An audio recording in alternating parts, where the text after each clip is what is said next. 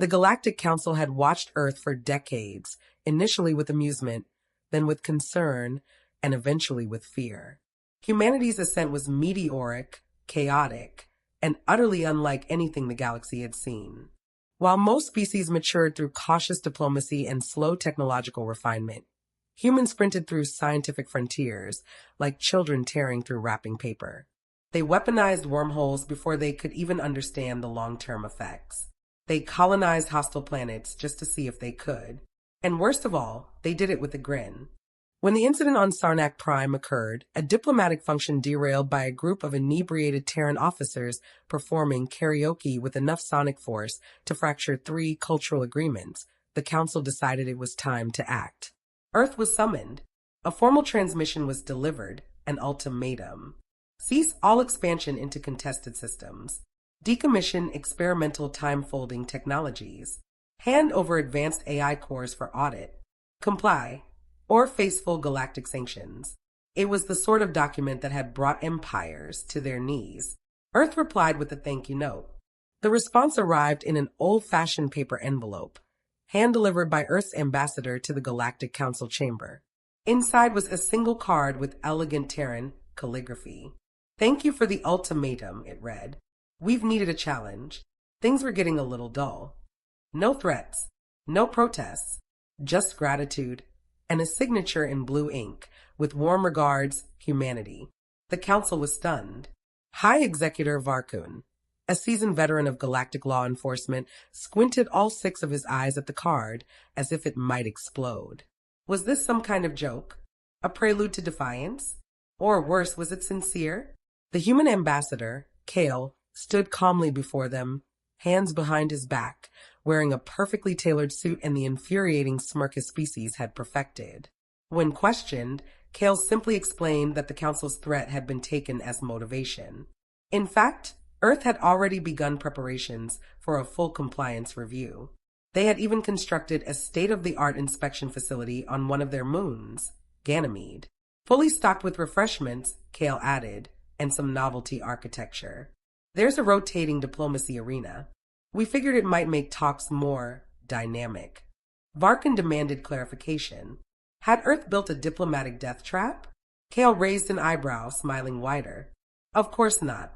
Just a high-stakes discussion zone. We wanted to make sure the inspection team had a memorable experience. Council observers frantically exchanged encrypted messages. Was this an act of psychological warfare? A declaration of intent? Or simply human madness in its purest form? Already, Earth's fleets were mobilizing, not to attack, but to greet the inspectors with honor guards, musical fanfare, and apparently a 100-meter hologram of a man known only as Freddie Mercury. Before the Council could decide on a unified response, Earth ships began broadcasting a message on all channels, an old Terran song, upbeat and defiant. Don't stop me now. The lyrics blared into deep space, 'cause I'm having a good time. And that was when it hit the Council. Earth wasn't posturing. Earth was excited. Where other civilizations responded to ultimatums with fear or outrage, humanity responded with curiosity and enthusiasm. A challenge was a chance to shine. A galactic threat wasn't a warning. It was an invitation. In that moment, the Council realized something chilling. They hadn't intimidated humanity. They had inspired it. And that made them very, very nervous. The Council met in emergency session the following cycle. Diplomatic representatives from over 75 member species gathered beneath the crystalline spires of the Deliberation Dome, their voices rising in overlapping frequencies of alarm. The humans hadn't just shrugged off the ultimatum, they had mobilized cheerfully, as if the Council had gifted them front-row tickets to the galaxy's most thrilling game. What species thanks you for threatening them? Hissed Ambassador Zurek of the Felnari conglomerate, her wings twitching with unease. This is a diplomatic theater, an absurd one.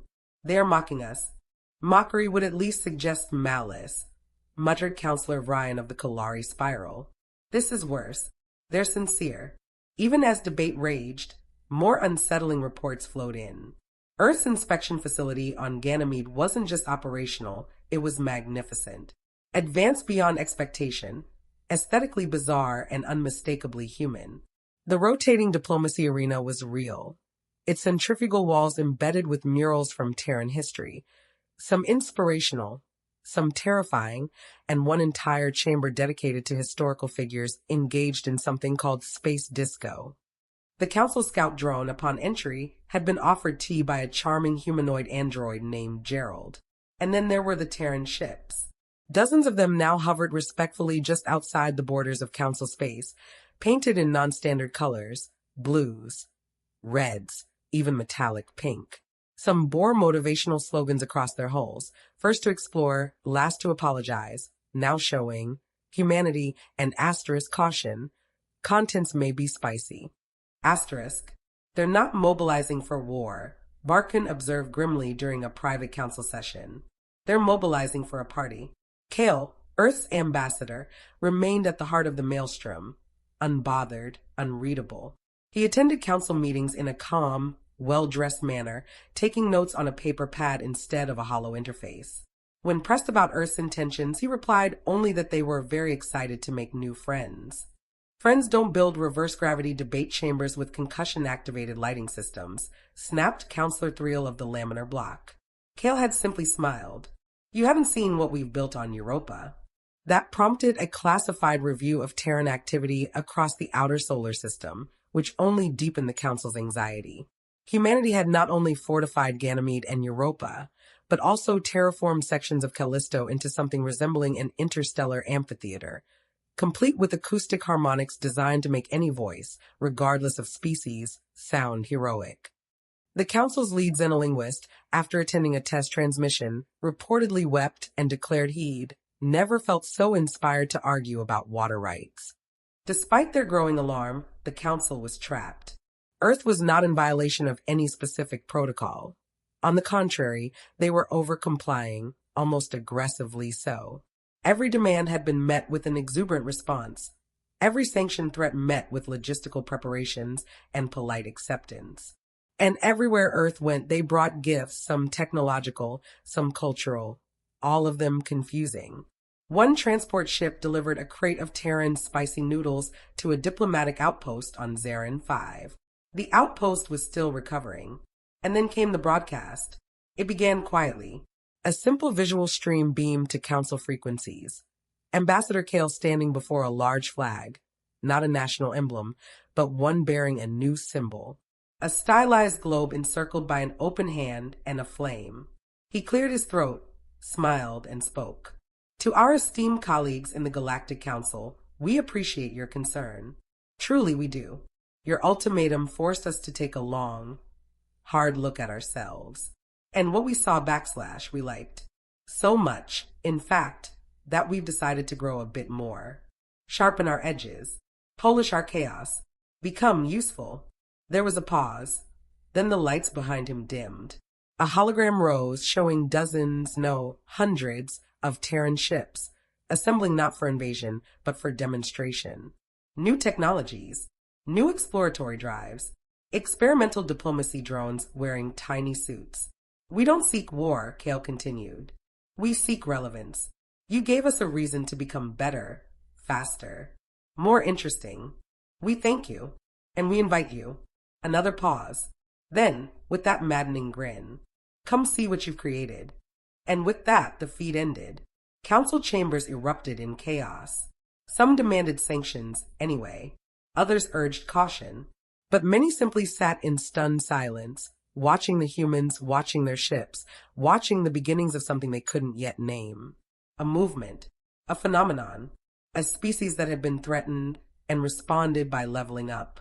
For perhaps the first time in its long history, the Galactic Council did not know what would happen next. Humanity did. They were already building it.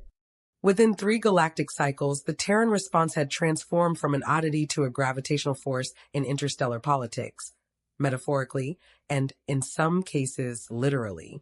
One of Earth's new ambassadorial vessels, the T.S.V Catalyst, featured an experimental field generator so powerful that it accidentally nudged a council research station 2 degrees off axis. The humans apologized with genuine regret and a fruit basket. The basket included actual Terran fruit, engineered to remain fresh for years, and a small drone that played soft jazz when opened. It was hard to remain angry. Meanwhile, humanity's compliance actions were expanding in scope and imagination. They established outreach centers on neutral moons, each styled after a different human cultural theme.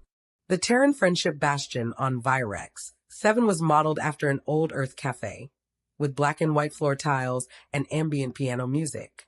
It served coffee strong enough to stun a YRK diplomat, who later declared it a beverage of war gods. Wherever humans went, they brought a whirlwind of gestures, some brilliant, some baffling. One council delegation was gifted personalized jackets. Another received a commemorative Terran board game titled Diplomacy, The Reckoning, which appeared to be a mix of strategy, roleplay, and legally actionable satire. The Selmari tried to ban it until their own youth started bootlegging copies. But despite the cheerful chaos, a deeper shift was occurring, less visible, but far more unsettling. The humans were no longer reacting. They were planning.